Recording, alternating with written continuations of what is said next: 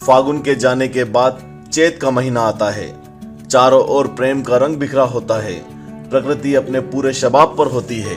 दिन हल्की गर्मी का तो रातें छोटी होने के साथ ठंडक का एहसास कराती हैं। मन भी बावरा होकर दुनिया की सुंदरता में खो जाने को बेताब हो उठता है।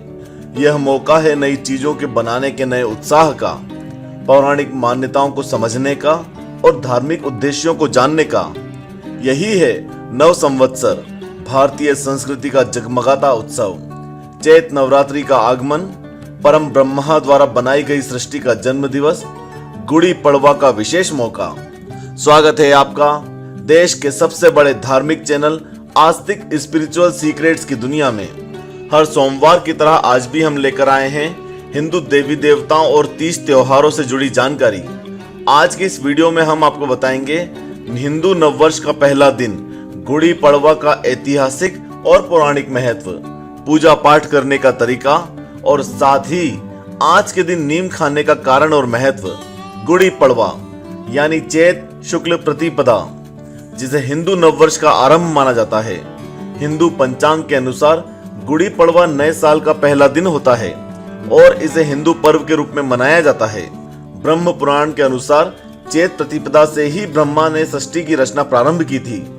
इसी तरह के उल्लेख अथर्ववेद और शतपथ ब्राह्मण में भी मिलते हैं। इसी दिन चैत नवरात्रि भी शुरू होती है।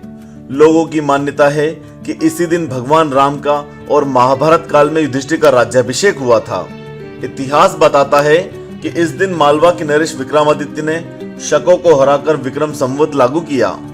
इसी दिन सतयुग की शुरुआत मानी जाती है। इसी दिन भगवान विष्णु ने मत्स्य अवतार लिया था। इसी दिन से रात की तुलना में दिन बड़ा होने लगता है।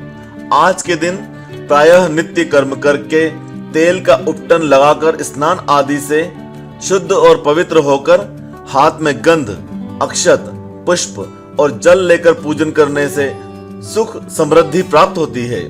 पूजन का शुभ संकल्प कर नई बनी हुई चौरस, चौकी या बालू की वेदी पर साफ सफेद कपड़ा बिछाकर उस पर हल्दी या केसर से रंगे अक्षत से अष्टदल कमल बनाकर उस पर ब्रह्मा जी की सुवर्ण मूर्ति स्थापित करें। गणेश अंबिका पूजन के बाद ओम ब्रह्मणे नमः इस मंत्र से ब्रह्मा जी का आवाहन करें। पूजन के बाद विघ्नों के नाश और वर्ष के कल्याण कारक तथा शुभ होने के लिए ब्रह्मा जी से विनम्र प्रार्थना की जाती है। ओम भगवन स्तवत प्रसादेन वर्ष क्षेमामि हास्तु में संवत्सरोपसर्गा में विलियम यांत्वशेषतः। इसके बाद उत्तम और सात्विक पदार्थों से ब्राह्मण को भोजन कराने के बाद ही स्वयं भोजन करना चाहिए। गुड़ी पड़वा के दिन नीम के कोमल पत्तों और पुष्पों का पाउडर बनाकर उसमें काली मिर्च, नमक, हींग, जीरा, मिश्री और अजवाइन डालकर खाना चाहिए। इससे खून का विकार नहीं होता और आरोग्य की प्राप्ति होती है। इसी दिन नवरात्रि के लिए घट स्थापना और तिलक व्रत भी किया जाता है। इस व्रत में हो सके तो नदी, सरोवर या घर पर नहाकर संवत्सर की मूर्ति बनाकर उसका ओम चैत्राय नमः, ओम वसंताय नमः आदि नाम मंत्रों से पूजन करना चाहिए।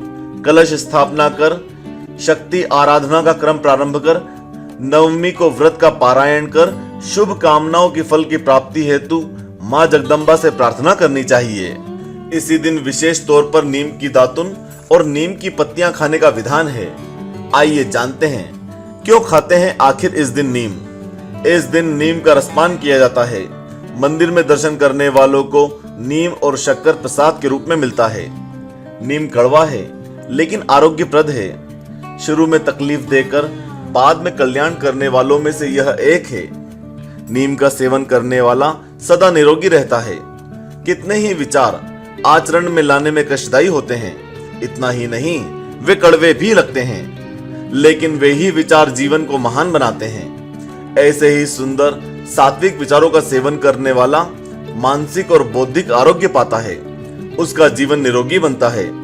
प्रगति के रास्ते पर जाने वाले को जीवन में कितने कड़वे घूंट पीने पड़ते हैं, इसका भी इनमें दर्शन है। मंदिर में प्राप्त नीम और शक्कर के प्रसाद के पीछे मीठी भावना छुपी होती है। जीवन में कभी सुख या दुख अकेले नहीं आते। सुख के पीछे ही दुख होता है और दुख के पीछे सुख आता है।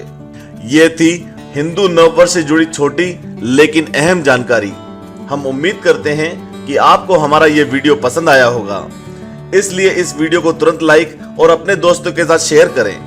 नीचे बने सब्सक्राइब बटन पर क्लिक करके इसके बाद जो बेल आइकन आए उसे भी दबा दें, ताकि आपसे हमारा वीडियो मिस ना हो।